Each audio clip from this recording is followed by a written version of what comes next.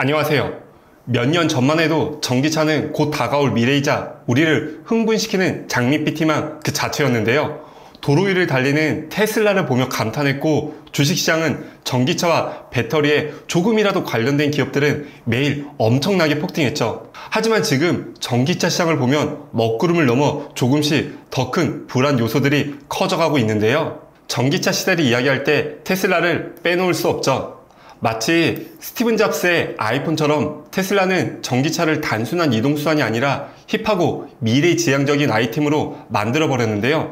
자율주행 기술, OTA 업데이트, 그리고 일론 머스크라는 시대의 아이콘의 천재적인 마케팅까지, 테슬라는 전세계 자동차 산업에 패러다임 시프트를 가져왔고, 수많은 자동차 회사들은 테슬라를 보며 이거 자칫 안일하게 대응했다가는 우리가 몰락할 수 있겠는데 라며 모든 차량을 전기차로 전환하라고 외치기까지 했죠. 미국을 넘어 유럽, 심지어 거대한 중국 시장까지 테슬라의 독주는 계속될 것만 같았죠. 그런데 최근 유럽 시장에서 테슬라가 급브레이크를 밟는 모습이 자주 연출되고 있어요. 지난 5월 테슬라의 유럽 판매량은 무려 27.9%나 급감했는데요. 놀라운 거는 같은 기간 유럽 전체 전기차 판매량은 27.2%나 늘어났다는 거예요. 이게 무슨 말이냐면, 즉 유럽에서 전기차 수요는 늘었지만 되려 테슬라만 판매량이 감소했다는 거죠. 여러 이유들이 거론되고 있는데, 일각에서는 신형 모델 Y의 수요가 생각보다 인기가 없었고, 지금은 정부 효율부 도지 수상에서 물러났지만 초반 트럼프와 함께 일론 머스크의 CEO의 정치적 활동과 발언 등이 유럽에서 소비자들에게 반감을 샀기 때문이라는 지적이 나오고 있죠. 테슬라의 진짜 위기는 더 이상 테슬라가 특별하지 않다는 이유 때문인데요. 테슬라가 전기차 시장에 길을 터놓고 전 세계 수많은 자동차 회사들이 이른바 전기차 골드러시에 뛰어들었죠. 그 결과 이제 테슬라 차량 말고도 대체할 수 있는 전기차들이 충분히 여러 선택지들이 넘쳐나고 있는 상황이에요.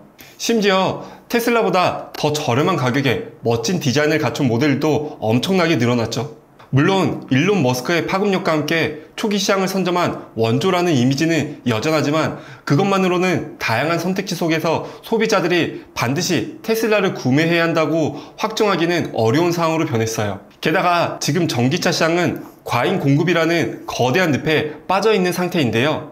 전기차는 이제 살 사람보다 팔 사람이 더 많아진 상황이 돼버렸어요.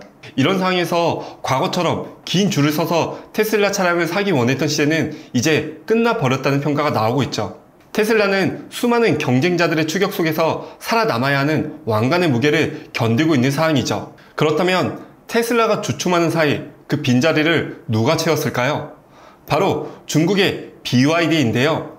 BYD는 지난 5월 유럽 시장에서 테슬라와 거의 맞먹는 판매량을 기록하며 가성비의 제왕이라는 면모를 유감없이 보여줬어요. 저렴한 가격에 준수한 품질, 그리고 플러그인 하이브리드까지 아우르는 다양한 라인업으로 유럽 소비자들의 지갑을 열었죠. BYD의 등장은 전기차 시장의 판도가 단순히 기술 싸움이 아니라 가격 싸움으로 넘어갔다는 강력한 시그널이 표착됐다는 이야기까지 나오고 있어요. 그런데 유럽에서 테슬라를 위협할 정도로 잘 나가는 BYD도 속으로는 지금 끙끙 앓고 있는 상황인데요. 바로 중국의 본토 상황이 심상치 않아요. BYD는 중국 내 애국 소비에 힘입어 한때 중국 정치시장의 절대 강자였던 테슬라를 밀어내고 탑 플레이어로 올라선 상황이죠. 이를 발판으로 전 세계에 막대한 전기차를 공급하며 유럽을 비롯 여러 나라에서 가성비 끝판왕이라는 면모를 보여줬는데요. 하지만 최근 BYD는 일부 공장의 야간 근무를 중단하고 생산량을 3분의 1까지 줄이는 감산에 들어갔어요. 신규라의 생산 계획도 전면 연기해버렸고요. 왜일까요? 바로 재고가 너무 쌓이고 있기 때문인데요. BYD의 딜러들은 평균 재고는 무려 3.21 개월분으로 이 수치는 업계 평균의 2배가 넘는다고 하죠. 가성비 제왕으로 불리는 눈부신 타이틀 뒤에는 재고 폭탄이라는 불편한 진실이 숨어 있었던 거죠. 상황이 심각해지자 BYD는 재고를 털기 위해 1000만원대 전기차를 내놓는 등 파격적인 할인 경쟁을 주도했는데요. 하지만 이는 곧 묻지마 할인 전쟁으로 번졌고, 다른 중국의 전기차 업체들까지 피를 토하는 가격 경쟁에 뛰어든 상황이 되었죠. 상황이 이렇다 보니 중국 정부가 결국 나서기까지 했는데요. BYD를 비롯한 주요 전기차 업체들을 소집하고 과도한 할인은 그만하라며 할인 경쟁을 경고했죠. 중국 정부는 전기차 업계 출혈 경쟁을 방치했다가는 자칫 중국이 전기차 시장의 주도권을 잃고 치킨 게임만 하다가 공멸할 사항을 염려한 거죠. 테슬라는 이런 위기를 돌파하기 위해 저가 모델을 출시하겠다고 밝혔고, 나아가 야심찬 로보택시 시범 서비스를 시작했죠. 특히 로보택시는 테슬라를 단순한 자동차 판매 회사가 아닌 AI 자율주행 서비스 기업으로 전환시키겠다는 일론 머스크의 비장의 카드와도 같았죠. 하지만 이 비장의 카드도 초반 시작은 지금 좀 불안정한 상태예요. 로보택시 시범운행 첫날부터 역주행을 하거나 급정거 또는 교차로 한복판에 하차해주는 등 황당한 운전 오류들이 연이어 터져나오고 있는 상황이에요. 곧바로 테슬라 주가는 급락한 상황이죠. BYD 또한 이 위기 상황에서 단순히 손 놓고 있지는 않았는데요. BYD는 크게 두 가지 전략으로 돌파구를 찾아가고 있습니다. 첫째는 바로 해외 시장의 확장인데요. 중국 내 공급 과잉 피해 등으로 유럽 등 해외 수출을 늘리고 현지 공장까지 지으며 관세 장벽을 피할 방법을 모색하고 있죠. 둘째는 바로 수직 통합 전략인데요.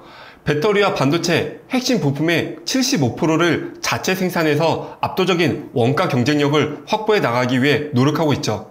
즉, BYD는 테슬라처럼 혁신적인 신기술보다는 압도적인 가격 경쟁력과 글로벌 시장 확대라는 전공법으로 이 위기를 돌파하려고 하고 있어요. 우리는 한때 장밋빛 미래라 불렸던 전기차 시장에 드리워진 먹구름의 실체를 한번 파헤쳐봤는데요. 전기차 시대를 개척하며 왕좌에 올랐던 테슬라가 왜 유럽에서 급브레이크를 밟고 있는지, 또 그 이면에는 더 이상 특별하지 않은 테슬라와 과잉 공급이라는 거대한 늪이 어떻게 작용하는지 들여다봤죠. 게다가 테슬라의 빈자리를 매섭게 추격하며 가성비의 재앙으로 떠오른 BYD마저 왜 속으로는 재고폭탄을 껴안고 감산에 들어갔는지, 그리고 중국 정부까지 나서서 묻지마 할인 전쟁에 경고등을 켠 이유까지 모두 살펴보았는데요. 결국 지금의 전기차 시장은 마치 과거의 반도체 산업이 피 튀기는 치킨 게임 끝에 TSMC나 삼성전자가 살아남고 다시 한번 거대한 변화를 맞이하며 AI 반도체 시장에 엔비디아라는 제왕이 나타났듯이 전기차 시장 또한 거대한 변화의 소용돌이 속에 있는 상황이에요. 과연 현재의 기업들이 앞으로도 확고한 위치를 점할 수 있을지, 아니면 이 혼돈 속에서 현대차같이 조용히 칼을 갈고 있는 새로운 강자가 시장을 독식하며 승승장구할지, 그 흥미진진한 결말을 지켜보는 재미가 쏠쏠할 것 같습니다. 오늘 이야기는 여기까지였고요. 구독, 좋아요를 부탁드리며 여러분의 생각도 댓글로 남겨주세요. 저는 다음에 더 유익한 이야기로 다시 찾아오겠습니다. 감사합니다.